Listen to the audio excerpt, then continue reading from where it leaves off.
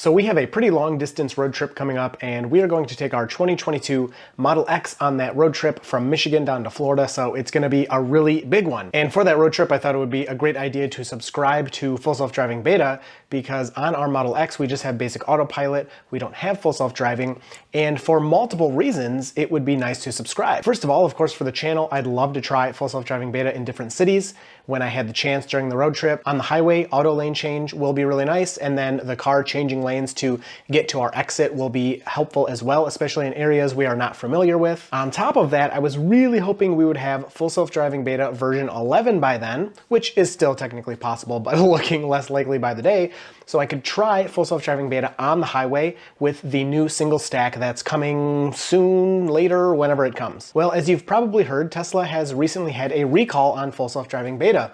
Now, while it's probably the most serious recall on beta that Tesla has had, it's just going to be another software update like we're used to with Tesla recalls. Now, I did make an entire video answering questions about this. I will link that up above. Make sure you check it out, because I still, even after posting that video, I've been getting text messages from people asking if I know that my car was recalled, and if I'm okay, and if it's going to get fixed, because they don't understand the software update aspect.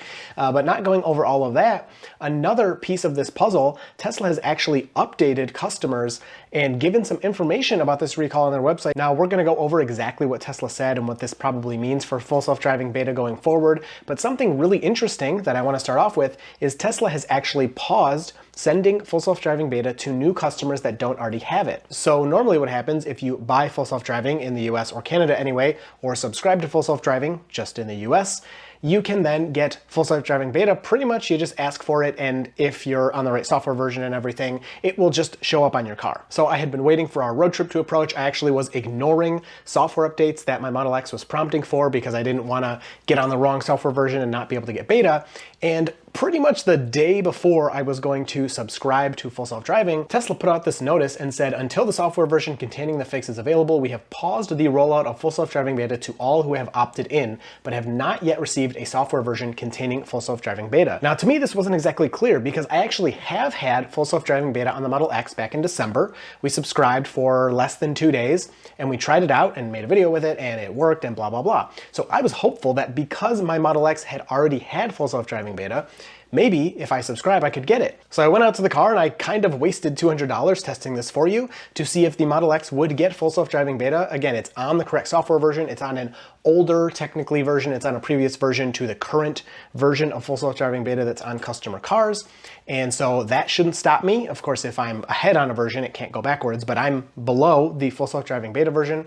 And I subscribed, and I waited a day, and I waited more than 24 hours, and yeah, it doesn't look like Full Self-Driving Beta will be available on my car. So I want to put that out there. If you want Full Self-Driving Beta as of the making of this video, you can't have it if you don't already have it on your car. So do not waste your $200 or your money on that, because you won't get it until this fix is available, which should be by April, but we're really hoping it's before that. Now, could you get a refund? Yes, actually, within the first 48 hours of a software purchase or a subscription in the app or in the car, you can actually cancel that within 48 hours, and Tesla will give you a refund, but you can only do that one time. And I actually did that back in December. I rented beta for a day, subscribed, whatever, and I canceled it within 48 hours, and they gave me my $200 back. So this time I cannot do it again.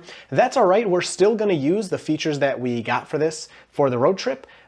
Even though it's a bit disappointing, and I hope that we get beta by the road trip and get to try version 11 and all of that on this road trip, because it would be so awesome going thousands of miles and trying this new beta. But whatever, we can hope, and maybe it'll show up, maybe it won't. So overall, I knew what I was getting into. Not too upset about that. Whatever, we will use the features we're getting, and now you know, and you don't have to spend your $200 or $15,000. Don't spend $15,000. Don't do that. You don't have to spend your money.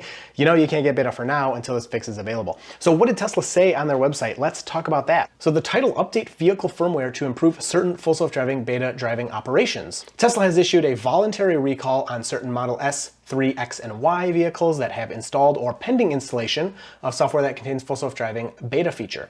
This recall affects only US and Canada vehicles, because beta is not available in other countries right now. Affected vehicles were identified based on vehicle manufacturing. Basically, if you have Full Self-Driving, this affects you. A software update which includes the remedy that will improve how FSD Beta negotiates certain driving maneuvers I covered all that in my previous video. During specific conditions, as described below, will be deployed over the air to affected vehicles when the software is available. Then Tesla answers some questions about this. I find this interesting because the recalls we've had on full self-driving beta in the past, notably like the rolling stop sign recall, where Tesla had to make it so the car stopped rolling stop signs and would make complete stops. We didn't get any kind of notice or update or whatever. It just was sent over the air and that was that. So is my vehicle affected by this recall? They say they checked it by VIN, but pretty much if you have full self-driving, then you're going to be affected by this. What is the issue and how does it affect my vehicle? I went into great detail on this in my last video, so make sure you watch that, but we can go over it a little bit here. Number one, traveling or turning through certain intersections during a stale yellow traffic light, meaning it kind of goes through yellow when it probably should have stopped. I think this is going to be really hard to fix. It's very much a judgment call. And I think laws even vary by state how you should handle this. So it will be very interesting how they fix this. I have no clue. The perceived duration of the vehicle's static position at certain intersections with a stop sign, particularly when the intersection is clear of any other road users. So this is again going kind of back to the rolling stop. In my opinion, the car is already stopping pretty well at stop signs, and I don't want it to take any longer than it already does, but I guess NHTSA is still not happy with the way Tesla has programmed the car to handle stop signs. Adjusting vehicle speed while traveling through certain variable speed zones based on detected speed limit signage and or other vehicle speed offset settings that is adjusted by the driver. So here's where it gets pretty interesting, because as of now, we know the biggest problem here that NHTSA is talking about is when you pass a speed limit sign, notably you're going 50 and then the speed limit drops to 40, the car will drop to 40 eventually, but it'll pass that sign, reset its max speed to the new limit, which is great, but it will take forever to actually lower the speed down to there. Even if you manually adjust with the scroll wheel, the car is not very responsive to lowering its speed when its speed limit changes.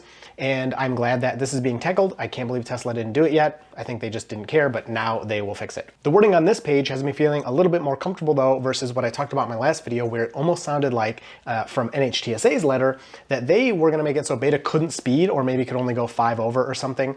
Doesn't sound like that here. It sounds like just adjusting the speed when conditions change. So hopefully we can still adjust our speed in whatever way we see fit. I don't see how that's any different from any car on the road. Yeah, the speed limit's 50, but if I'm driving my Ford, I can go 100, even though that's illegal and dangerous. I can set my cruise control to, 90, whatever. NHTSA isn't recalling all of the other vehicles that have that option to let the driver make the car speed.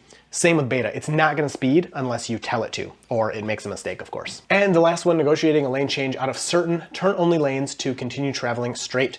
So sometimes beta will accidentally be in the right turn lane when it's supposed to go straight, and it'll go straight anyway, even though it should probably turn right, or maybe nicely put its signal on and wait for an opening, which would be pretty rude, but whatever. So these things are what Tesla is going to fix and bring. I think it's pretty strange because, of course, the goal of full self-driving beta is for the car to drive itself and follow the laws and be safe. And for the most part, it's very safe, but it can be pretty goofy in some of the decisions it makes. So the fact that Tesla's like, yeah, we're just gonna fix these things they ask. It's like, well, yeah, why wouldn't you have already fixed those? I don't know, I find the whole thing pretty fascinating, and I am very curious to see if all of this is really gonna be fixed and to what degree. Because of course, I think the car would still make some mistakes here and there, but we'll have to wait and see testing the software. Is my vehicle safe to drive? Well, yeah, whatever. Of course it's safe to drive, just hit the brake. And this is where I also find it weird that NHTSA is kind of forcing these updates, because the driver is ultimately always responsible, again, just like any other car.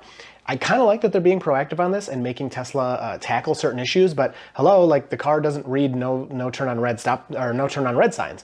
So make them fix that too. Like, there's tons of things that the car simply can't do correctly. It's like NHTSA is saying, hey Tesla, make your self-driving car better at self-driving. And Tesla really does word this nicely here. In specific and rare circumstances described above, when Tesla vehicle is operating with a software version of beta with that feature engaged, so you gotta turn it on first, certain driving maneuvers could possibly infringe upon local traffic laws and customs, which could increase the risk, but it's all very like, it could maybe happen if all these things happen, could increase the risk of a collision if the driver does not intervene. So again, like if your car's doing something wrong, just take over. It's very simple. If you use beta, you do it constantly, every day, all the time, and it's super easy. There's no drama there. The car isn't doing anything if you don't want it to do those things, or you don't allow it to do those things. As part of beta's general design, the feature provides visual and audible warnings in certain circumstances to alert the driver to his constant supervisory responsibility. The driver is responsible for operation of the vehicle whenever the feature is engaged and must constantly supervise the feature and intervene, like using steering, braking, or accelerating, as needed to maintain safe operation of the vehicle. This is kind of my point. It's like any car at this point. Yes, beta is very impressive, but just like any car, you're fully responsible. If I drive any other car and I press the accelerator into a wall, yeah, the car drove into a wall. Why didn't it stop me? Maybe we should recall all the cars because I can drive them into a tree if I want. It's just kind of that, logic. Do I need to make a service appointment for this recall? No, of course not. Tesla will send it over the air, so you'll be at home, your car's connected to Wi-Fi. This one, maybe even you don't need Wi-Fi. Sometimes they'll push urgent updates just over LTE as soon as they can. They'll push it on your car and it'll be ready to update immediately. Will the over-the-air software remedy for this recall remove beta from my vehicle? No, the software remedy will improve how beta negotiates certain driving maneuvers during specific conditions described above. So this is where a lot of people were kind of losing their minds, and I think the media kind of went a little crazy with it. They're like, oh, beta's getting removed. Tesla has lost it. Like, their full self-driving program is shut down. It's going to be taken away from cars. Tesla's telling you right here, we're not removing beta. I think maybe that's kind of the main reason they made this whole post is we're not taking your self-driving away. You still have it. We just are going to update it. Like, again, we've done tons of times. It's just another update, but it has to include these specific features before we can continue rolling it out. So overall, just wanted to go over that with you. Very interesting development here in full self-driving beta. And don't subscribe right now because you will not get it no matter what software version you're on. Wait for this fix to come out and then you can subscribe if you want, or whatever you want to do. If you have any questions, leave those down below. I'd love to answer those. I hope you enjoyed this one and you will see me in the next video.